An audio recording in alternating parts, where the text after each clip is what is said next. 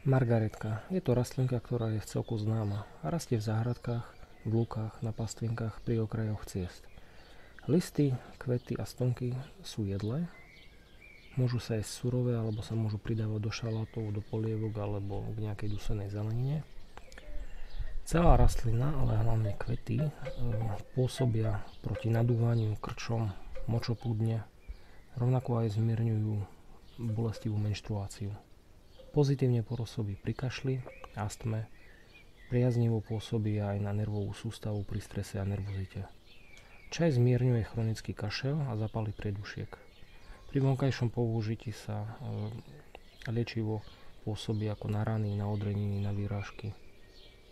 Margaretka sa môže využívať aj na domácu výrobu nejakých dermatologických prípravkov, napríklad do oleja alebo miešate to s mastičkou. Ale vzhľadom k tomu, že ja som nazbieral iba takéto malé množstvo na záhrade, tak to vysuším a využijem to v nejakej čajovej zmesi proti kašľu.